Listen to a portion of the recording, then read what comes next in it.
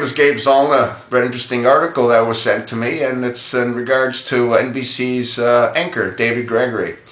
On Meet the Press, this is right after the shooting that took place in Connecticut, where these 27 people were murdered by that somewhat insane young 20-year-old man. David Gregory said, as he lifted up a magazine, and it was a 30-round magazine, for probably, I would say, an AR-15. Anyway, here's what he said. Here is a magazine for ammunition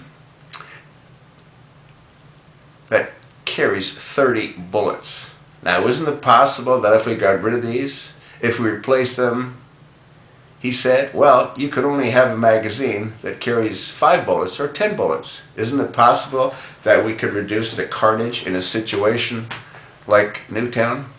David, I hate to tell you, but the answer to that stupid question of yours is no. And here's why.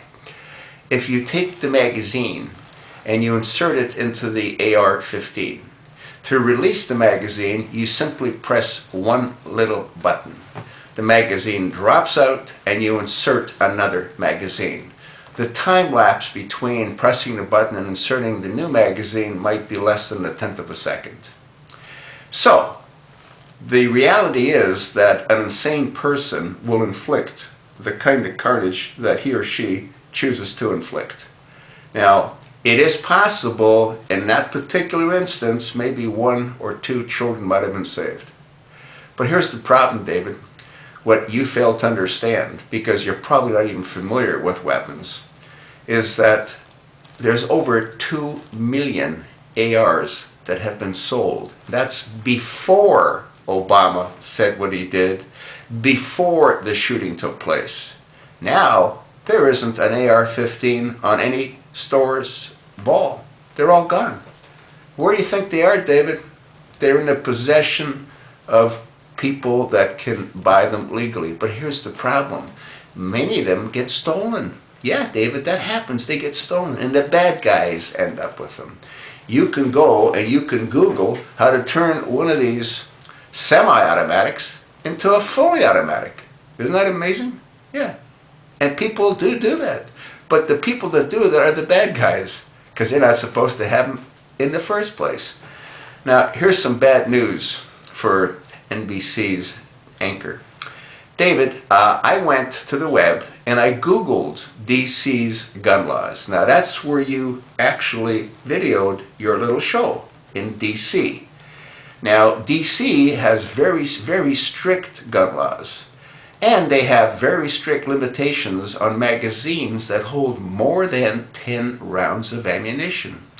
Now, anyone convicted with possession of a magazine similar to the one that you brandished on television, well, guess what, David? That's a felony, and it is punishable up to 10 years in prison.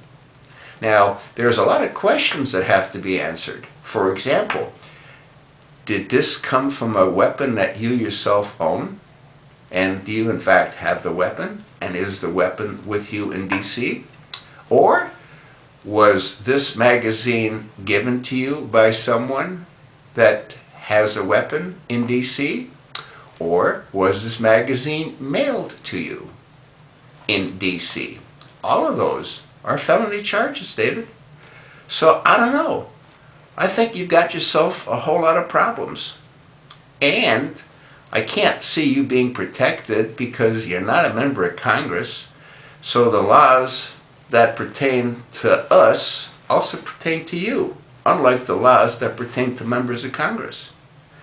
Anyway, I gotta believe that NBC might be having a look for a new anchor, because I think you're going to be tied up in court for a while. That's before you get sent to a federal prison, because there's no doubt that you were in possession of it. You brandished it. Yeah, you were waving it around like this. So, I don't know, David. I think you got yourself into a situation that's not going to be good for you or your family. Heck of a way to start off a new year, huh? I mean, with the fiscal cliff and with everything else going on. I don't know. Not a good thing, David. But you know what? Stupidity is stupidity. And you are obviously very stupid to have done what you did. And so is your producer for having allowed you to do that.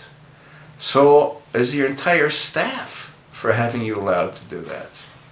I think you guys should all be charged with a felony, you know? I know that if the average Joe did what you did, they'd be gone. Well, we'll see what the government does with you. I wouldn't want to be in your shoes.